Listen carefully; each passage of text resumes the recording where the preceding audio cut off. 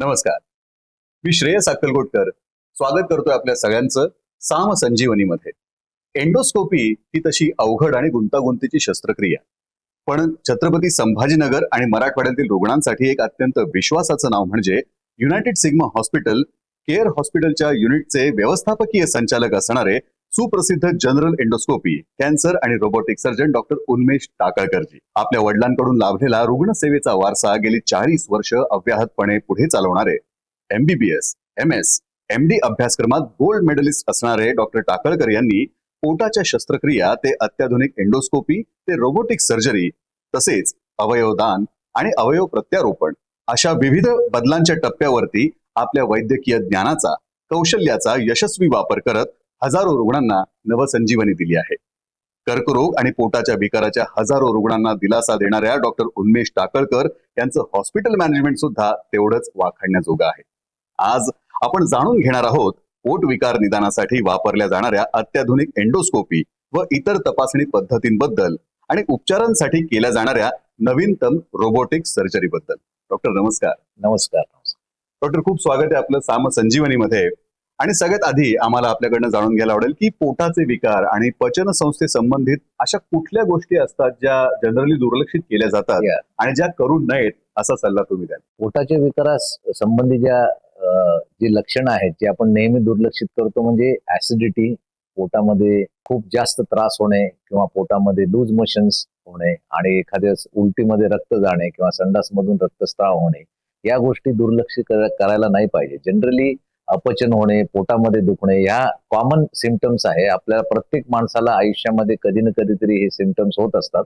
पण हे सिम्पटम्स जर 2-3 दिवसात किंवा 4-5 दिवसात कमी झाले नाही आणि जर त्याला ते परत वाढत गेले आणि जर हे अलार्मिंग सिम्पटम्स ज्याला म्हणतो आम्ही की उलटीतून रक्त जाणे, शौचामधून रक्तस्राव होणे, वजन कमी होणे, भूक न लागणे, अशा जर गोष्टी असतील तर आपण ताबडतोब डॉक्टरांना दाखवलं पाहिजे आणि त्याच्यातून आपलं निदान करून घेतलं पाहिजे. जनरली ऍसिडिटी आपल्याला कॉमन असते, पण ऍसिडिटी मध्ये सुद्धा आपल्याला काय करायला लागतं की ऍसिडिटी ही कशामुळे होते याच्यामध्ये त्याचे 5-7-10 कारणं आहेत आणि त्या कारणाला आपण डॉक्टरांकडून जाणून घ्यायला पाहिजे आणि त्याची अचूक निदान करून याची ट्रीटमेंट, लॉंग टर्मची ट्रीटमेंट असते ती आपण घ्यायला पाहिजे. आपल्याला जे मनामध्ये असतं की पोटाचा विकार जो आहे ते 2 ते 3 दिवस गोळ्या घेतल्या तर तो ठीक व्हायला पाहिजे, असं याच्यामध्ये क्वचितच होतं. कारण याला जवळपास लॉंग टर्मचं थोडंफार तरी ट्रीटमेंटची गरज असते. ती आपण समजून घेऊन ती ट्रीटमेंट केली तर आपल्याला पुढे त्रास होणार नाही. अच्छा, गॅस्ट्रोस्कोपी आणि एंडोस्कोपी यामध्ये आपला हातखंडा, तर आम्हाला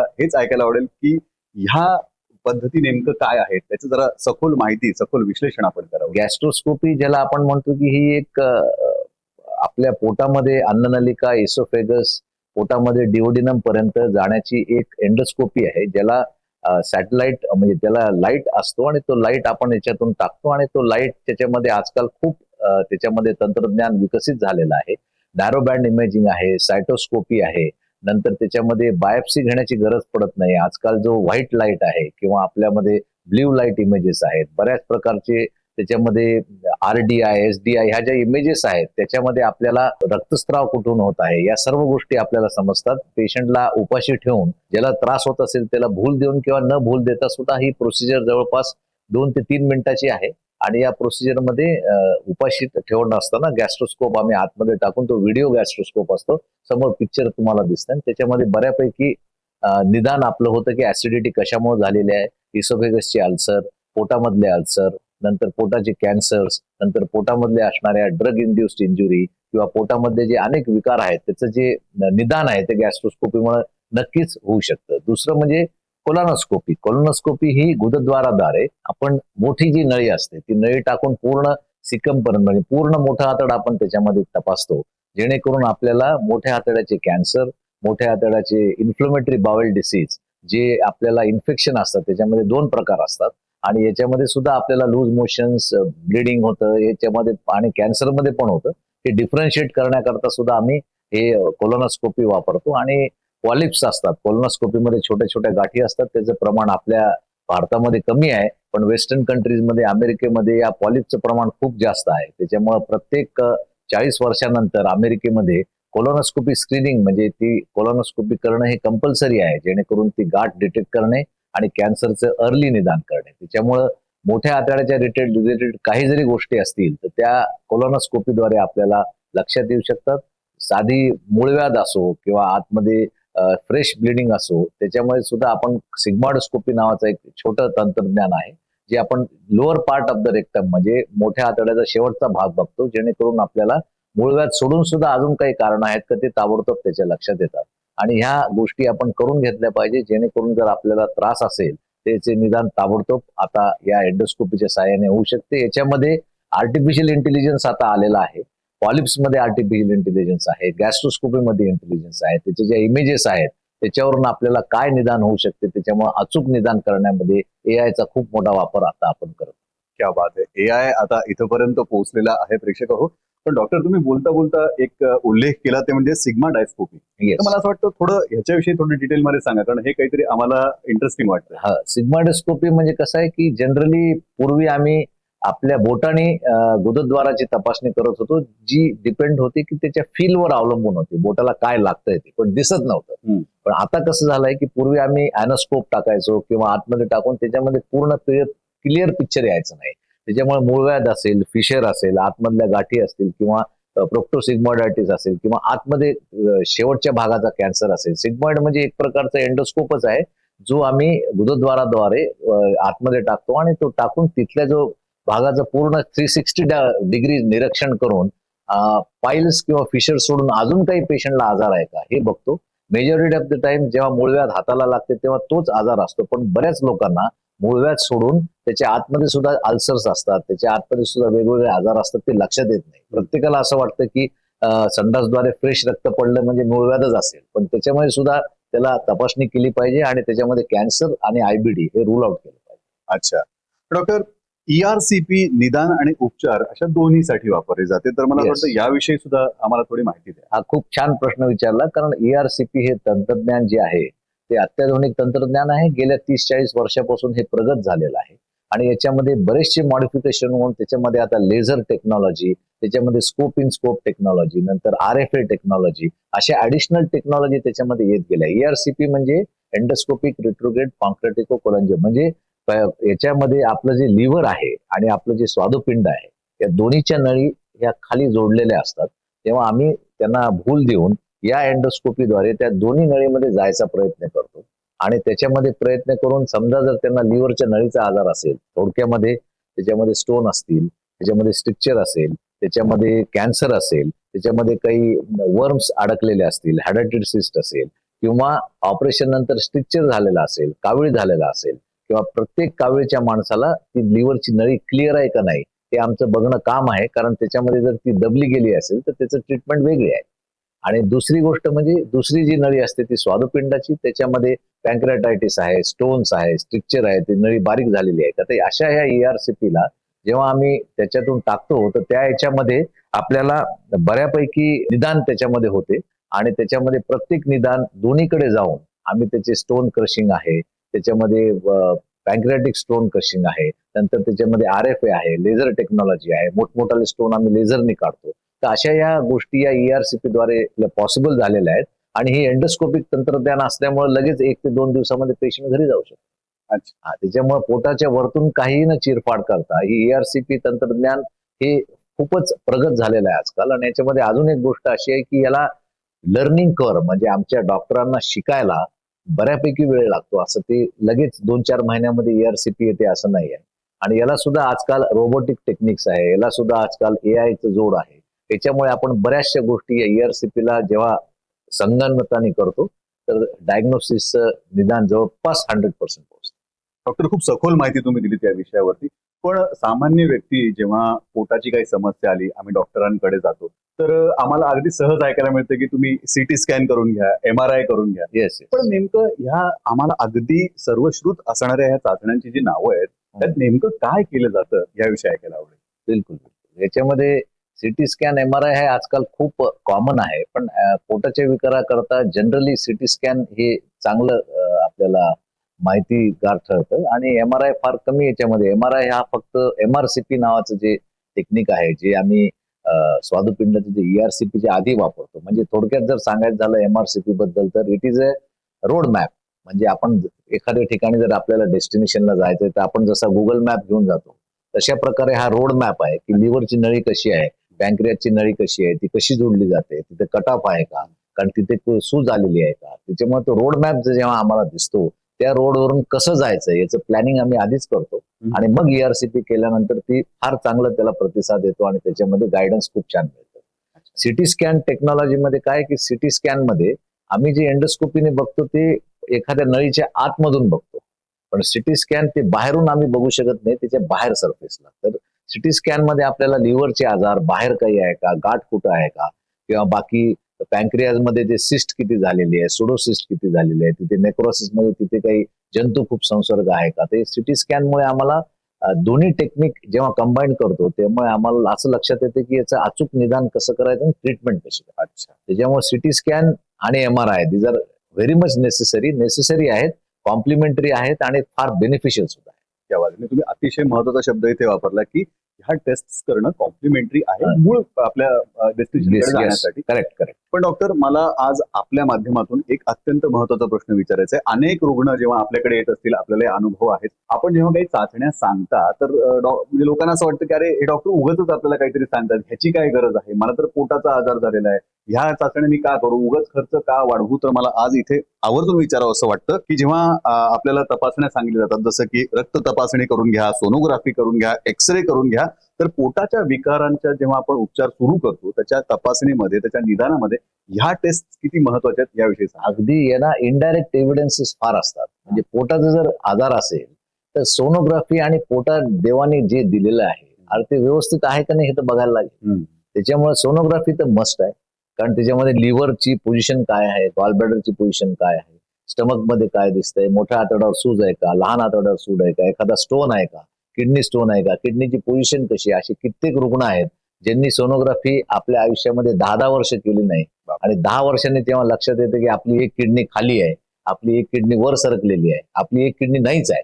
अरे बाप. त्याच्यामुळे अशा ज्या सरप्राईजेस आहेत त्याच्यामुळे आपण जेव्हा या आयुष्यामध्ये जन्माला आल्यानंतर देवाने जे दिलेले शरीर आहे ते कमीत कमी एकदा तरी आपण पूर्ण बघायला पाहिजे की सर्व अवयव ठीक आहेत का नाही, सर्व ते काम करतायत का नाही. दुसरं पोटाच्या आजाराकरता जे रक्ताच्या तपासण्या आहेत, अॅनिमिया म्हणा, मेगॅलोब्लास्टिक अॅनिमिया म्हणा, कावीळ म्हणा, रक्ताच्या तपासण्या जेव्हा कावीळच्या आपण माध्यमातून घेतो त्यावेळेस कावीळ किती आहे याला रक्ताशिवाय समजूच शकत नाही. त्याच्यामुळं किडनीचं फेल्युअर आहे, ते किडनी कसं आपल्याला किती काम करत आहे हे जरी दिसत जरी असलं किंवा साईज कमी जास्त असली तर एक्झॅक्ट आपल्याला रक्ताच्या जोडीनं समजतं. त्याच्यामुळे आम्ही ज्या कुठल्याही तपासण्या सांगतो याचा अननेसेसरी हा प्रकार कधीच नसतो, कारण त्याचे इनडायरेक्ट एव्हिडन्सेस असतात. याच्यामुळे डायरेक्ट तो रिलेटेड जरी नसला तरी काही काही वेळेस आम्हाला असं लक्षात येतं की exclusion is coming to the diagnosis. म्हणजे चुकी म्हणजे तेवढं जे नको आहे तो पार्ट बाहेर केला म्हणजे तिथे आम्ही विचार करत नाही आणि मग इकडे त्याचा विचार जातो.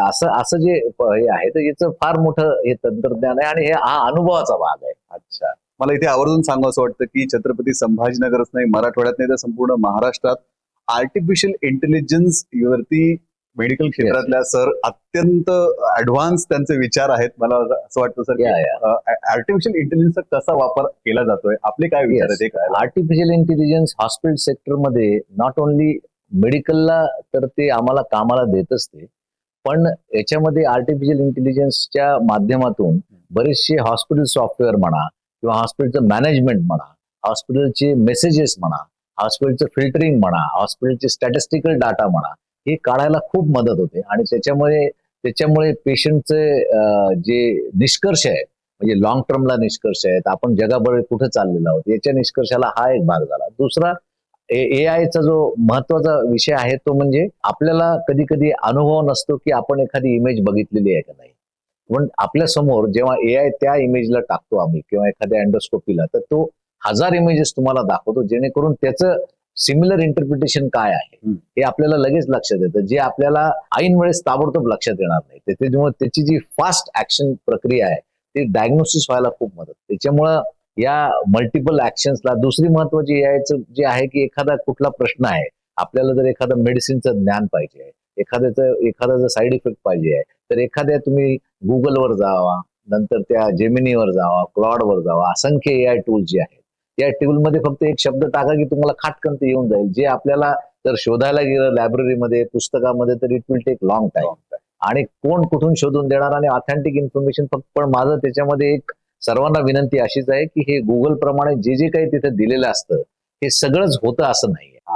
आणि याच्यामध्ये डॉक्टरांच्या अनुभवाची जोड, त्याच्यामध्ये 25 साईड इफेक्ट लिहिलेले आहेत. अहो ते पण 25 होणारच असं नाही ना. आणि लोक काय करतात की ते बघून असं समजतं की आपल्याला हे असं होणारच आहे, त्याच्यामुळे जास्त त्याच्यावर थोडासा विचार करून निगेटिव्हिटी येण्याची शक्यता आहे. त्याच्यामुळे गुगलचा किंवा एआयचा वापर आपण करावा, पण त्याच्याबरोबर अनुभवाची जोड जर घेतली तर ते फार सुखकर होईल. करेक्ट आहे. पावसाळ्यात होणारे पोटाचे आजार कॉमनली कुठले आणि त्याच्यावरती प्रतिबंध कसा आणावा?